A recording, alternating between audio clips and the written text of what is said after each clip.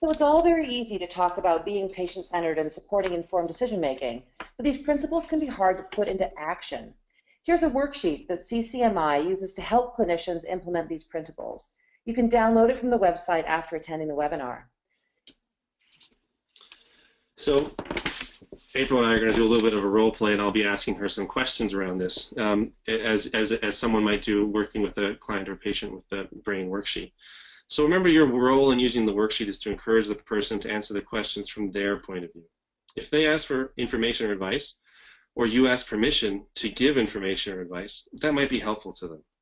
Sometimes your role will be to sit back and just let them sort things out. What are my values is the conversation about what really matters to the person making the decision. Is it comfort, length of treatment or length of life, a daily activity, time with family or friends, a goal they want to accomplish? Often there will be values in conflict with each other, such as quality of life versus family responsibility. Values in conflict is what makes a decision difficult. So April and I are going to talk through her situation. Sure. I need to decide whether or not to open up this conversation again about an advance directive between my fiance and I. And we might not be able to finish the document before we get married in December. I doubt we can. But I'd at least like by December to know what our plan is. I'm involved in making this decision, and so is my fiance, obviously. My values are in conflict. I know this is a difficult conversation for Doug, although it's not for me. So my value of harmony in our relationship is kind of in conflict with my value believing that advanced care planning is a responsible and important thing to do, that values relationships and shows respect for one another. Thank you. I just wonder, are there any other people that might be involved either as knowing about the result of the decision, like siblings or parents or anybody else that might be involved? Oh, that's a really good point. Doug is the youngest of 5 children, and his parents are both gone. So, his brothers and sisters would be the people who I might find myself in conflict with if something were to happen to Doug. And so, while they might not be involved in making the decision, they certainly are people we need to consider. Thanks. So the next part of the worksheet asks to get a better understanding, or seeks to get a better understanding of the benefits that the person might face with this decision. And so I'm wondering, from your perspective, April, what are the benefits of advanced care planning directives? Well, for the benefit for me would be peace of mind, knowing that that I know the right thing to do for Doug should I ever have to, and also knowing that someone else, because I don't have brothers and sisters, knowing that someone else knows what I want, so it's peace of mind in both ways for me. I see the benefit for those close to me as an advance directive means that the kind of responsibility for a really terrible decision is lifted off of Doug if something horrible were to happen to me. What he is to do or not do is already clear for him. So I think it's sort of an easier course of action in what would already be a terrible time. And that's how I see the benefits. Thanks. I wonder if you can talk a little bit about some of the potential risks. Sure. The big risk to me is a source of discord in the house, is that the conversation goes badly and that it sows discord. And that's kind of why it died the first time. We started talking about it and we stopped because it was too difficult. And so that household discourse is the biggest risk to me.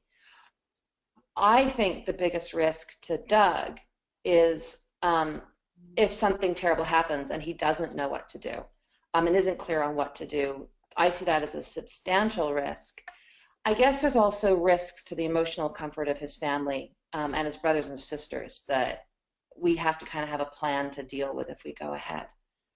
Mm-hmm. I think it's important to highlight here, we're talking about the risk to you, but you're also identifying the risk to other people. And that might change over time. People may be more or less involved.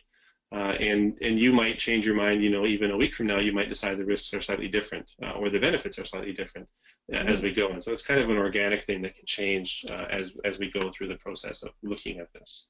Absolutely. And so the third part of the BRAIN acronym, alternative, seeks to understand any other options, in the short or the long term. So alternative choices, do you have the option to do nothing? Are there other ideas, that might take the place of the decision you're trying to make? So April, what do you think about alternatives? Well, do nothing is the alternative we've been doing now, which kind of is increasingly uncomfortable for me. It's not working for me. I suppose an alternative would be that I've been thinking of this in terms of do we both have an advance directive? Maybe I could just have one. Maybe one alternative would just be for me to finish mine and not make it dependent on both of us doing them. That's probably an alternative. I guess we could also use, instead of starting from scratch, we could try to use documents that might make it a more neutral or supported conversation. So I could seek out different documentations, or I could just plow ahead with mine, feel like my two alternatives. Yeah, thanks for sharing that. I think it's insightful to know that, one or more people might be involved in the result, but it could just be something that you do on your own. And so the last question, I guess the second to last question, but the one that I think is really important in telling of how people's values come together and may or may not show conflict or clarity or confirmation. How do you feel about the options, or what does your intuition or your gut say? Well, my intuition says that involving Doug's extended family too soon will make our process harder. So I appreciate that they are part of this, but I think we need to get our own house in order before we bring in his brothers and sisters. And so that, I think, is important. And we have excellent communication and a really respectful relationship. And so my intuition is that we can have this conversation if we find the right way to do it. So I think it's worth pursuing.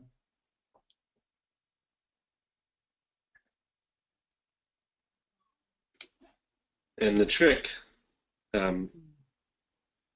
is next steps. So the last piece is sort of working with your peer, client, helper, and talking about what you'd like to do. So it sounds like you have a pretty good idea of what you'd like to do, although you might be feeling a little bit ambivalent overall. Do you want to talk about what your next steps might be?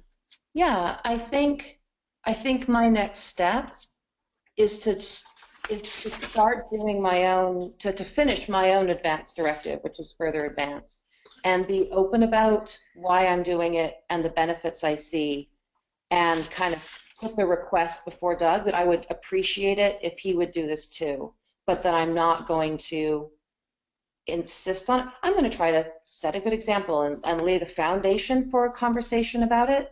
I think if I show that the paperwork isn't that frightening, I think if I sort of provide a model for having that dialogue with myself. He's also a very curious person. So I think if I just do my own, which then fulfills half of the benefits that I can provide, the responsibility, I can be honest about my values of responsibility and provide him the benefit of knowing what to do if he needs to. So it kind of gets half my mission accomplished. So yeah, I think my next step is to just do mine. Thanks. I think that's really clear, and it I think provides a good example of how people might have mixed ideas or understandings of what next steps are in a relationship. And this could be a caregiver and a patient, or it could be a family member, or in this case two folks that are looking at planning their future, and that's okay. But having a tool like this enables a conversation which potentially leads to some more clarified next steps, like we talked about before, reducing decisional regret, allowing people to make more informed decisions and to feel more confident in their choices about care and future process and steps. As we just showed, the final part of the worksheet asks a person to commit to making a decision. Remember, the decision might be to gather more information, or it might be to do nothing. Doing nothing is a decision. For those of you who know about brief action planning or another planning method, the next step after the decision might become an action plan. Things like where, when, how may be helpful things to discuss. So April and I could have talked about that. Thank you for sharing your thoughts with us today, April.